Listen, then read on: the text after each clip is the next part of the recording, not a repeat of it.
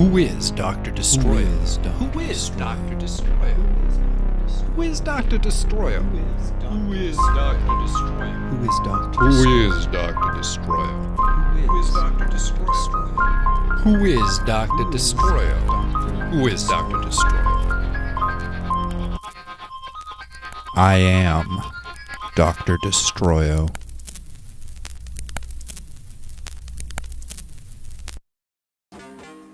From the Death by Media Man podcast show, it's Dr. Destroyo. The story of the world's first true supervillain.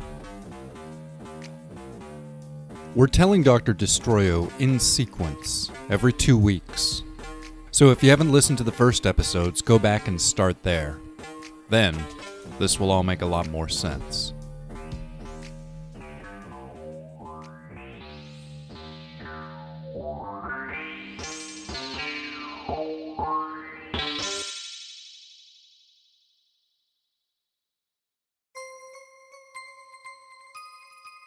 Chapter 13.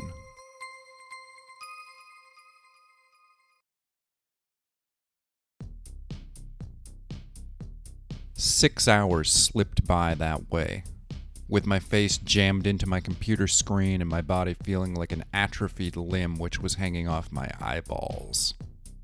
New comments kept getting posted to stories, more and more every minute.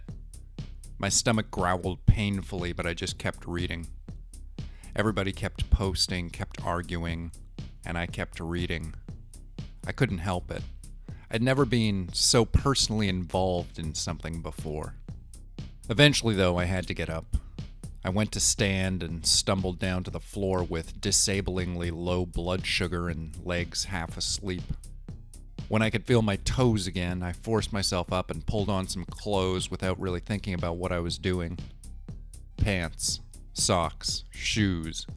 The only thing that really mattered was the last thing to go on. A gray hooded sweatshirt. I pulled the hood up high and grabbed $5 in mixed change from off the coffee table. I don't know what time it was, but it was mostly dark outside, so I figured I could have the hood up without looking like a total psycho killer. Or maybe I couldn't anymore. Maybe I just always looked like a psycho killer. Because that's what I was. A killer who'd gone psycho. Psycho killer. What is it? What does it mean? Psycho killer. Better run away. Ideas hummed around the fringes of my consciousness like mosquitoes in the back of the room, right on the edges of perception. Ideas breaking into my mind like silent thieves. I did my best to ignore them all. Out the door. North 5 blocks, east 2. I purchased some pizza, making eye contact with no one. West 2 blocks, south 5. A cop car passed me and I puked into my mouth a little. Just a quick gasp of stomach bile nervously crawling up my trachea. Back inside. Close the door. Lock the door. Sit down at the computer, now with the pizza. The pizza was whatever, but I didn't notice or care. I just chewed slowly and swallowed. And read. I kept reading. The internet was on fire. I'd set it alight and now I was watching it burn. Nobody knew who I was, but I was famous. Or rather, I was anti-famous. I was known, but unknown. Infamous would be the joke. But I wasn't that. Not yet. I wasn't even a known unknown.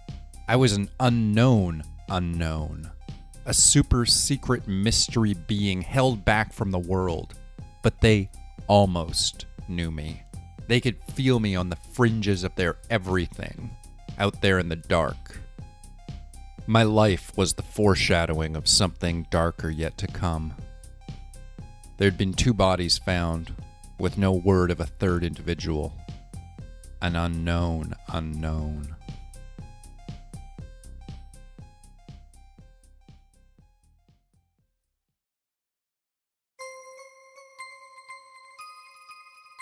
Chapter 14.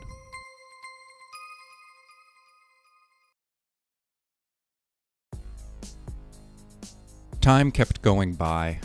It turned out I was sort of lucky that I was unemployed, since that made it easier to just stay home. If I'd had a job, maybe working would have distracted me from what had happened in my life. But then I'd also have to be dealing with people, and that wasn't really where my head was at. Socializing wasn't really an issue either, since I didn't really have any friends. Not anybody I was actually close to. Not anybody who'd invite me out or notice if I fell off the earth. As it was, nobody tends to notice when stoned introverts go missing. So yeah, time passed. I spent money on pizza and I sat inside. I stopped doing laundry and bathed irregularly. I thought about hurting myself, killing myself, ending my story. I stood in the kitchen and I held a big knife to my wrist just to see what it looked like. The skin of my wrist reflected back on the blade. I wanted to saw down to the bone and leave myself with a stump for an arm, a stump that had sprayed blood across the walls like something out of a samurai movie. I said to myself, "Why don't you fucking do it then, you fucking coward?" And then I dropped the knife to the floor, and then I dropped myself to the floor, and then I just sat there on the cold linoleum tiles, and I laughed for a while. Or maybe I cried for a while. It all felt basically the same. Of course I wasn't going to kill myself. I could murder a freak in a mask, but I was still way too much of a coward to take my own life. I couldn't even look at myself in the mirror. The one time I shaved, it felt like I was sculpting a water balloon with a switchblade. I felt hazy and indistinct. A man who wasn't really there. I went out to get pizza and that was about it. Money was a thing though, and I knew it was going to come up again. It was still early in the month, which meant I had a few weeks to figure out where I was going to get Tom's half of the rent from. For myself, I had a couple $100 saved up, but now it was almost gone. Previously, I would have been good for maybe another month, maybe less. But not if I had to cover for Tom. Tom, who was dead. Flashes of imagery assaulted me continually, whether I was awake or asleep, straight or numbly stoned. I kept seeing Tom's head rolling back on his shoulders. I kept feeling Mr. Scorpio burning beneath me. I kept hearing the sound of the spine snapping. I kept smelling the crackle of electricity. How long does shock last? How long does it go on for after you see somebody die? After you see somebody killed? After you kill somebody? After you kill somebody in a superhero costume? After you kill the superhero who killed your best friend? What's the usual come-down time for that sort of thing? I could see Mr. Scorpio's masked face so clearly as I jammed his stupid stick down his stupid throat. I could hear him trying to scream as bolts of bottled lightning surged through his skull, his eyes boiling in their sockets. I had witnessed the moment when his lights went out. I was looking in those burning eyes as it happened. I saw the thing that transpired as a body went from living to dead, as the flesh went hot and then cold. I had seen the life fade away from the form. Mr. Scorpio had looked real scared when he died. He looked like he really didn't want it to happen. He looked like he understood, and he wanted to fight it, but it had all happened so fast. Still, I hoped that he was happy.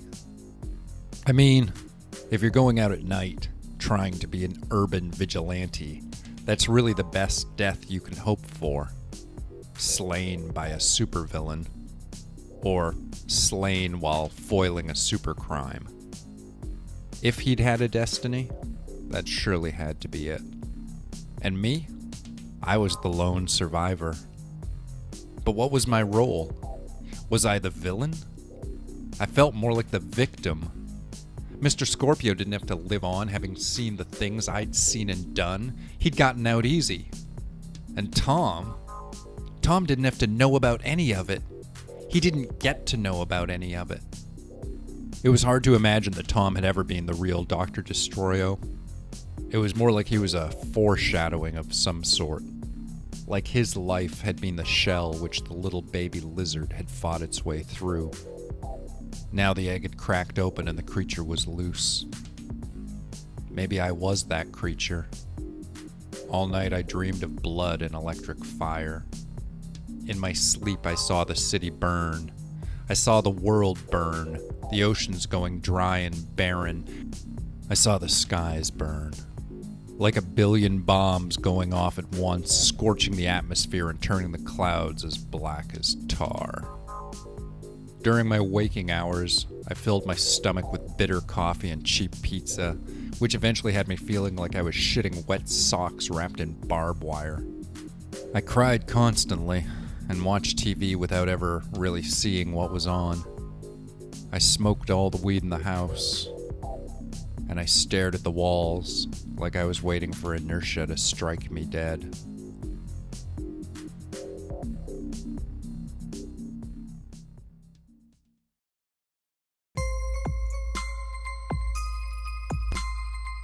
Dr. Destroyo is written and produced by Hank Pattison for the Death by Media Man podcast channel. You can subscribe to the Death by Media Man podcast on iTunes and SoundCloud. If you enjoyed this, please leave us a like or a comment and tell a friend. And if you'd like to support the Death by Media Man channel with your money, there's a link to our Patreon in the description of this program. Thanks so much for listening, and we'll see you in 2 weeks for the next installment of Dr. Destroyo.